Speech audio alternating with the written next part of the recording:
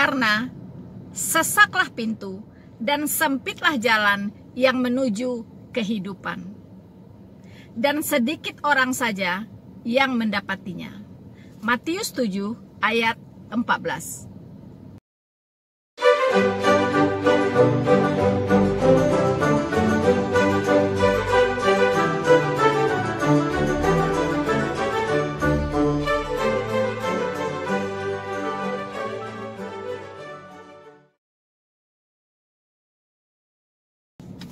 Halo teman-temanku semuanya, saudara-saudaraku yang terkasih di dalam Tuhan, dimanapun Anda berada. Senang sekali bisa hadir di depan teman-teman semuanya pada hari ini. Teman-teman, saya bersyukur sekali membaca ya begitu banyak komentar-komentar di YouTube saya, dan saya selalu berusaha untuk menyempatkan diri ya untuk membacanya satu persatu, teman-teman. Dan saya berterima kasih berkat komentar-komentar yang teman-teman berikan semuanya. Saya semakin banyak belajar dan juga semakin ya bersemangat teman-teman untuk menyampaikan kebenaran firman Tuhan. Teman-temanku yang terkasih di dalam Tuhan, dari komentar-komentar yang saya baca, ada komentar-komentar yang saya garis bawahi, teman-teman ya. Saat ini saya akan sharingkan dengan teman-teman, di mana komentar-komentar ini sepertinya harus saya bagikan ke teman-teman semua. Mungkin teman-teman juga saling membaca komentar ya, saling membaca teman-teman, karena saya lihat di satu komentar itu bisa ada like-nya juga ya. Kadang satu komentar like-nya bisa puluhan begitu. Berarti orang sangat senang dengan komentar tersebut. Betul ya teman-teman? Nah, kali ini saya akan membagikan ya, akan berbagi dengan teman-teman, sharing ya dengan teman-teman, di mana ada komentar-komentar yang tidak ada yang nge-like, teman-teman. Artinya komentar-komentar tersebut tidak begitu disenangi ya. Dan pastinya juga karena viewers saya sudah lihat ya, setelah saya petakan teman-teman, ternyata teman-teman semua adalah viewers yang cukup berkelas, teman-teman ya. Jadi komentar-komentarnya juga tidak asbun, dan saya lihat cukup tajam begitu. Dan saya melihat juga, wow, sepertinya ini bukan sembarangan orang yang memberikan komentar ya, tapi mereka-mereka yang benar-benar cinta kebenaran dan memahami dan mengerti kebenaran-kebenaran yang saya sampaikan begitu, teman-teman ya. Dan kali ini teman-teman, saya mengangkat satu jenis komentar ya, dari komentator. Saya tidak perlu sebutkan namanya, tapi pastinya ini dari tetangga seberang, teman-teman. Kenapa saya angkat, teman-teman, untuk saya diskusikan atau saya bagikan ke teman-teman semua? Karena menurut saya ini harus kita tanggapi secara serius, karena komentar ini berulang, teman-teman ya, bukan hanya 1-2 kali, tapi selalu saja berulang, bahkan dari orang-orang yang berbeda begitu ya, tapi tetap dari tetangga sebelah begitu, teman-teman. Artinya ada sesuatu mindset dari tetangga ini yang harus saya luruskan ya, dan saya kira ini juga bermanfaat untuk kita ya, yang dimana kita bisa belajar lebih banyak lagi ya tentang hal yang akan saya sampaikan ini, teman-teman. Teman-temanku yang terkasih di dalam Tuhan, kita tahu hari-hari ini ya, media sosial baik elektronik, non elektronik ya kan, itu dihiasi ya dengan pemberitaan tentang seorang non jauh di sana yaitu saudara Joseph Paul Chang ya. Nah, saya juga sudah memberikan beberapa komentar saya ya Secara saya melihatnya secara apa ya, secara umum ya, secara umum, dan memberikan pandangan-pandangan dengan pendekatan-pendekatan yang lebih objektif teman-teman. Dan juga saya tidak memberikan tendensi ya, saya tidak dalam rangka mendukung saudara Joseph Paul Chang ya, dan juga saya tidak dalam berpihak ya kepada kondisi yang ada di negara kita saat ini ya. Jadi dua-duanya kita harus melihat secara objektif ya.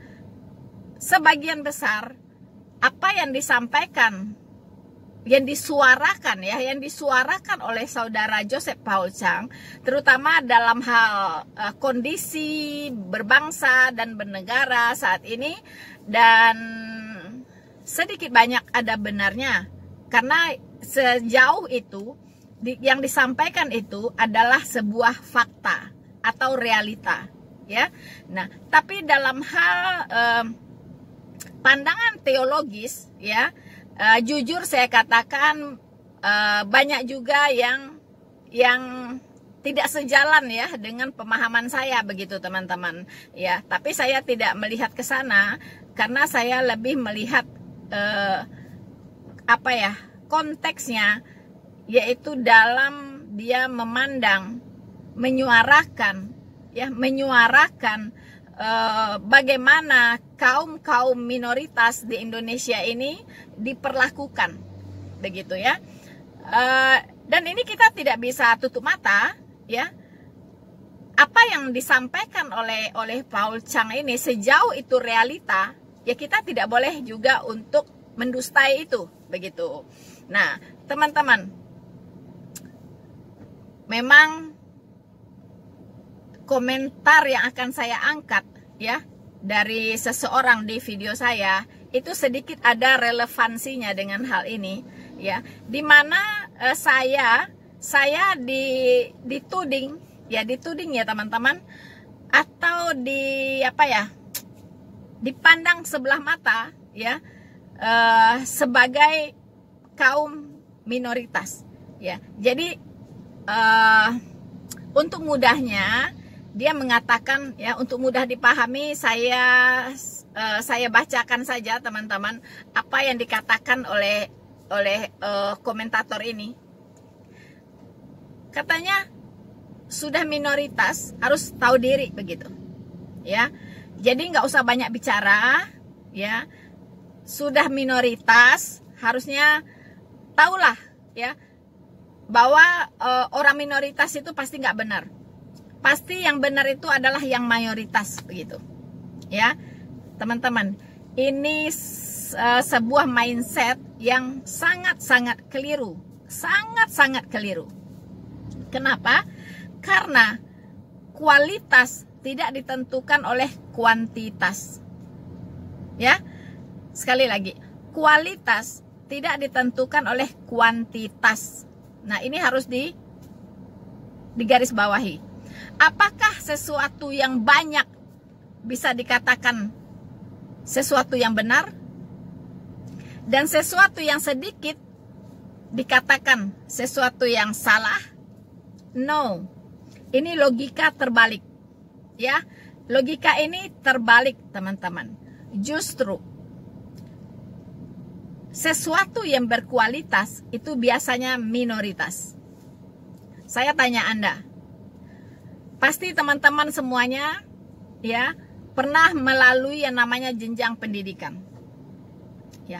Dari dalam kelas saja, satu kelas misalnya 40 orang ya, Anda bisa ya jujur katakan teman-teman, dari pengalaman Anda masing-masing, coba ingat-ingat kembali ya, mulai dari Anda SD, SMP, SMA, mungkin perguruan tinggi ya. Apakah di dalam kelas itu mayoritasnya orang-orang juara, atau mayoritasnya adalah orang-orang yang biasa-biasa saja? Nah, ya, pertama, juara 1 itu pasti satu orang. Ya, tidak ada juara satu itu dua orang. Juara satu itu pasti satu orang, ya kan? Nah, orang-orang anak-anak yang pintar biasanya dimasukkan ke 10 besar. Artinya juara 1, ranking 1 sampai ranking 10. Itulah yang dipatok sebagai anak-anak yang pintar dan berprestasi. Ya. Nah, menurut teman-teman, apakah yang 10 besar ini minoritas atau mayoritas? Coba kita jawab dulu. Apakah yang 10 besar ini mayoritas atau minoritas? Tuh, teman-teman ya. Oke. Itu dari fakta yang ada di lapangan. Fakta yang ada di lapangan, ya. Kemudian kita masuk ke kondisi yang ada di Indonesia, negara kita yang tercinta ini. Kalau kita mau jujur, kita lihat anak-anak yang berprestasi. Boleh kita lihatlah di bidang olahraga, di bidang teknologi, di bidang di bidang pendidikan dan sebagainya. Itu mayoritasnya apa di situ? Anak-anak yang berprestasi loh ya. Misalnya ikut olimpiade, terus ikut Asian Games, dapat medali emas, ya kan? Nah, itu siapa? Apakah yang mayoritas atau yang minoritas nih? Ya, Anda sudah tahu ya jawabannya. Kemudian Indonesia dalam bidang ekonomi, penggerak perekonomian, itu minoritas atau mayoritas? Misalnya Anda pekerja, ya, Anda pekerja, mungkin di perusahaan yang besar. Lihat saja siapa owner dari perusahaan tersebut. Ini perusahaan besar loh, bukan UMKM ya, bukan UMKM ya. Kita bicara ini perusahaan besar, pabrik ya, dan sebagainya. Coba. Otomotif yang besar-besar, itu siapa ownernya? Pabrik-pabrik, itu siapa ownernya? Tekstil misalnya, ya. Kemudian bahan-bahan makanan, ya, itu siapa ownernya? Saya tidak perlu menjawabnya, Anda silahkan jawab, ya. Dan pembayar pajak terbesar di negara ini minoritas atau mayoritas?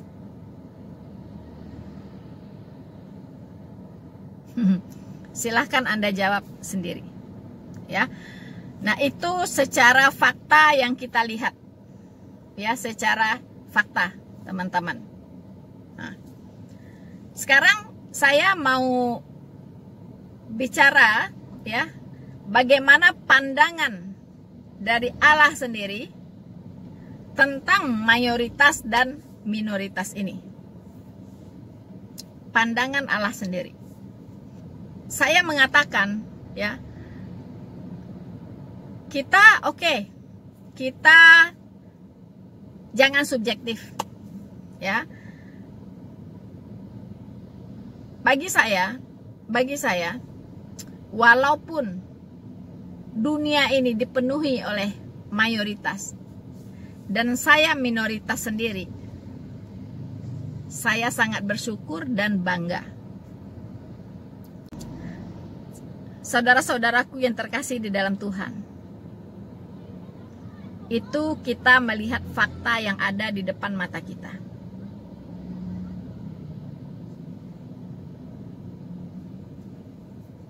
Sekarang kita mau melihat apa pandangan Tuhan terhadap konsep minoritas dan mayoritas. Tentunya kalau bicara keimanan, itu tentunya relevansinya adalah selamat atau tidak selamat, ya, masuk surga atau masuk neraka, ke sana ujungnya. Nah, karena saya dituding minoritas pasti salah, ya. Kenapa saya berani-berani banyak bicara katanya, sementara saya minoritas, ya kan? Hello. Lalu kalau minoritas, kenapa emangnya? Anda mayoritas sudah merasa yakin Anda benar. Mayoritas tidak ada relevansinya dengan benar. Ya. Apa yang banyak itu yang benar. Tidak. Fakta di dunia ini membuktikan justru setiap yang berkualitas itu biasanya minoritas. Ya. Jadi setiap yang berkualitas biasanya minoritas. Boleh Anda lihat di berbagai aspek kehidupan. Oke, untuk tidak berlama-lama, saya akan membacakan pandangan Alkitab tentang minoritas dan mayoritas. Matius 7 ayat 13 sampai 14. Mari kita perhatikan baik-baik. Apa itu minoritas dan apa itu mayoritas? Siapa yang masuk golongan minoritas dan siapa yang masuk golongan mayoritas? Nah, kita lihat ya, teman-teman. Karena sesaklah pintu dan sempitlah jalan yang menuju kehidupan. Kehidupan itu artinya kehidupan kekal ya teman-teman. Artinya sorga. Ingat, jadi hanya sedikit orang yang mendapatinya. Mendapati apa? Yaitu kehidupan atau sorga. Artinya hanya sedikit orang saja yang masuk sorga. Kalau sedikit artinya itu minoritas. Catat ya teman-teman. Ya, jadi orang yang masuk surga itu minoritas. Ini, poin ini harus kita syukuri dulu. Jika kita adalah dalam posisi minoritas. Ya. Kemudian saya lanjutkan. Masuklah melalui pintu yang sesak itu. Ya. Masuklah melalui pintu yang sesak itu. Karena lebarlah pintu dan luaslah jalan menuju kebinasaan. Teman-teman, saya ulangi. Karena lebarlah pintu dan luaslah jalan yang menuju kebinasaan. Kebinasaan di sini artinya neraka, kebinasaan kekal. Ya, kebinasaan kekal yaitu neraka. Dan banyak orang yang masuk melaluinya. Wow, serem amat ya. Dan banyak orang yang masuk melaluinya. Artinya, yang masuk neraka itu adalah yang banyak atau mayoritas. Puji Tuhan, saya dituding sebagai minoritas dan saya bersyukur ternyata minoritas itu yang akan masuk ke dalam surga. Sementara mayoritas itu akan masuk ke dalam neraka. Mari kita bersyukur sebagai seorang minoritas. Ya, jadi saya bangga menjadi minoritas. Apakah sampai di situ? Belum spesifik. Belum spesifik. Ya, belum spesifik. Nah, Ini secara global tadi dilihat, ya, secara global. Karena yang berkata ini adalah Tuhannya orang Kristen, maka yang dimaksudkan dengan minoritas tentunya orang Kristen. Ya, tentunya orang Kristen, pengikut Kristus sejati. Karena apa? Karena ada juga pengikut Kristus tidak sejati, yaitu pengikut Kristus KTP. Nah, pengikut Kristus KTP, ya, itu masuk ke dalam kelompok yang mayoritas. Artinya masuk ke dalam kelompok yang banyak, yaitu orang-orang yang tidak percaya kepada Yesus Kristus. Jadi semakin banyak nih mayoritasnya, ya. Nah, kita bisa lihat yang yang tidak asing lagi ya ayat ini teman-teman, yaitu di Matius 7 ayat 21, ya, ayat 21. Di sini dikatakan, bukan setiap orang yang berseru-seru kepadaku Tuhan, Tuhan, yang masuk kerajaan sorga. So, artinya orang Kristen pun ada loh yang tidak bisa masuk sorga. Karena bukan setiap orang Kristen, ya, bukan setiap orang yang berseru kepadaku Tuhan, Tuhan. Karena hanya orang Kristen yang berseru kepada Kristus Tuhan, ya. Yang non-Kristen jelas di sini sudah selesai, ya, sudah pasti, teman-teman, kelompok mayoritas, ya kan?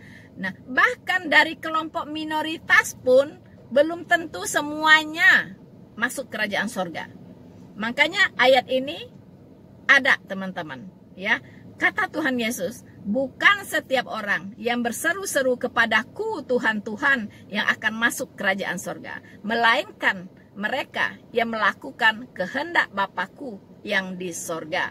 Artinya ada juga orang Kristen ini yang tidak melakukan kehendak Bapaknya. Nah, mereka ini, ya, inilah mereka-mereka ini yang akan tersingkir, ya, yang akan dienyahkan. Loh, siapa mereka ini? Nah, teman-teman, apakah mereka ini Kristen yang yang cuek-cuek saja, ya, atau Kristen KTP yang kita bilang tidak tahu Kristen itu apa, ya, dan tidak melayani, ya kan, dan jarang ke gereja, mungkin jarang berdoa dan lain-lain. Bukan itu saja, teman-teman, ya. Justru yang dikatakan di sini adalah Kristen yang aktif, teman-teman, ya. Mereka-mereka yang aktif pelayanan, ya, aktif mereka begitu giat di dalam Tuhan, ya, begitu giat, bahkan mereka menghabiskan sebagian besar waktu mereka untuk melayani Tuhan. Nah, tapi mengapa di sini dikatakan mereka tidak akan masuk ke dalam kerajaan sorga? Karena mereka melakukan yang tidak dikehendaki oleh Bapa. Ya, teman-teman. Nah, jadi makanya ada juga ayat yang mengatakan bahwa mereka sungguh-sungguh giat untuk Allah, ya, tapi tanpa pengertian yang benar. Ya. Jadi ini orang-orang Kristen yang sungguh-sungguh giat untuk Allah, tetapi tanpa pengertian yang benar. Nah, ini dia. Makanya kita perlu belajar Alkitab, belajar doktrinal, belajar apa itu kehendak Allah. Ya. Nah, saya akan lanjutkan ayat berikutnya, ya. Pada hari terakhir banyak orang akan berseru kepadaku, Tuhan, Tuhan, ya. Kami sudah bernubuat demi namamu, ya. Kami sudah mengadakan banyak mukjizat demi namamu. Kami sudah mengusir setan-setan demi namamu juga. Mengadakan mukjizat, bernubuat, mengusir setan. Wow, orang-orang ini sangat-sangat luar biasa pelayanannya, teman-teman. Tetapi apa kata Tuhan Yesus? Pada waktu itulah aku akan berterus terang kepada mereka dan berkata, enyalah daripadaku, karena kamu sekalian pembuat kejahatan. Teman-teman, ini orang Kristen loh, yang berseru-seru kepada Yesus Tuhan loh. Artinya, apalagi mereka yang tidak percaya, mereka yang tidak berseru-seru kepada Tuhan Yesus Tuhan, apalagi itu yang berseru pun sudah belum tentu, ya, sudah tidak selamat kalau tidak memahami apa itu kehendak Bapa, ya. Jadi itu banyak orang yang giat dalam Tuhan tetapi tanpa pengertian yang benar. Makanya saya selalu menghimbau, mari teman-teman, kita belajar firman Tuhan dengan benar. Kita belajar doktrin dengan benar. Doktrin itu artinya pengajaran. Kalau doktrinnya salah, pengajarannya salah.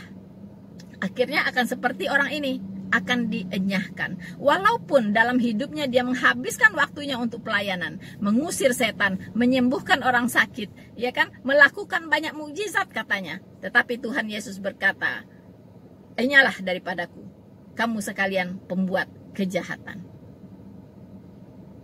Teman-teman, ya, minoritas. Kita bicara Indonesia aja deh, ya, karena yang mengomentari saya ini orang Indonesia, ya kan. Jadi di Indonesia ini mayoritasnya non-Kristen, ya, Islam tambah agama-agama yang lain, dan minoritasnya adalah Kristen. Kristen pun dari seluruh kekristenan yang ada, itu ada lagi kelompok minoritasnya, teman-teman. Ya, ada lagi kelompok minoritasnya. Wow. Jadi Kristen pun jangan langsung kepedean, ya.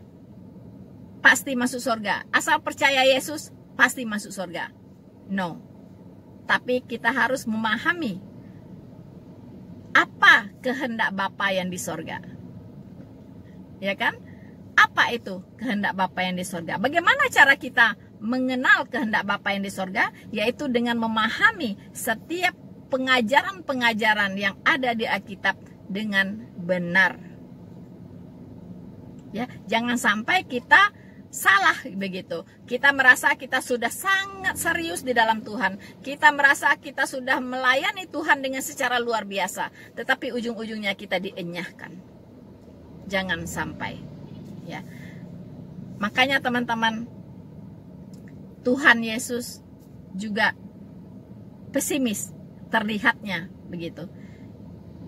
Ketika anak manusia itu datang, adakah ia dapati iman di bumi? Artinya yang selamat itu betul-betul sedikit, ya. Yang akan selamat, yang masuk pintu yang sesak dan sempit itu hanya sedikit. Sedikit orang saja yang akan mendapatinya. Ya. Dan justru pintu neraka itu sangat luas dan banyak orang akan melewatinya. Jadi teman-teman, pesan saya, jangan minder jadi orang minoritas di negara ini. Saya bangga jadi orang minoritas, ya kan? Dan di dunia ini orang Kristen sejati semakin minim, semakin sedikit, ya, karena sudah banyak penyimpangan-penyimpangan yang dilakukan oleh iblis. Jadi Kristen-Kristen sejati yang berdiri teguh di atas kebenaran Alkitab itu sedikit saja, ya. Karena sedikit, kadang-kadang mayoritas ini mengatakan itu sesat. Karena sedikit, lagi-lagi begitu, ya. Nah, teman-teman, memang waktu ini sudah merupakan hari-hari yang terakhir. Penyaringan demi penyaringan terus terjadi. Dan nanti akan tertinggal sedikit saja yang akan diselamatkan. Saudara-saudaraku yang terkasih di dalam Tuhan, kita bisa baca di Lukas 13 ayat 23, teman-teman. Ya, di situ ada seseorang bertanya kepada Tuhan Yesus, "Tuhan, sedikit sajakah orang yang akan diselamatkan?" Tuhan Yesus menjawab, "Berjuanglah untuk masuk pintu yang sesak itu, karena hanya sedikit orang yang akan mendapatinya." Teman-teman, memang kita tidak bisa menganggap sepele hal ini, teman-teman. Biarkan saja kita dituding minoritas, tetapi puji Tuhan, isi sorga itu adalah minoritas, bukan mayoritas. Jadi jangan kecil hati, jangan kecewa ketika kita yang minoritas ini terkadang kurang dihargai, dipandang sebelah mata. Tidak masalah, justru yang minoritas ini sangat berharga di mata Tuhan. Jangan dengarkan apa kata manusia, tidak peduli apa kata manusia, tetapi yang kita dengarkan apa kata Tuhan. Pesan saya, jadilah minoritas sejati, yaitu Kristen sejati. Hanya mereka yang bisa masuk ke dalam pintu yang sesak itu. Saya berkata, dan ini moto hidup saya tetap ikut Yesus walaupun sendiri.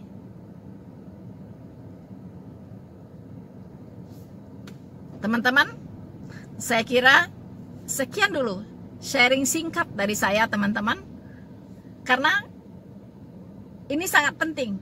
Jangan sampai karena kita minoritas, teman-teman jadi kecewa, apalagi diberlakukan secara tidak adil di negeri ini. Teman-teman jangan kecewa. Kita harus kuat, harus bangga, harus penuh rasa syukur sebagai kelompok minoritas.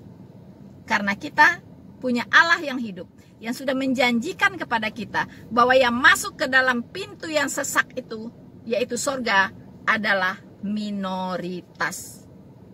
Mayoritas masuk ke dalam pintu neraka yang luas dan lapang itu. Go to hell.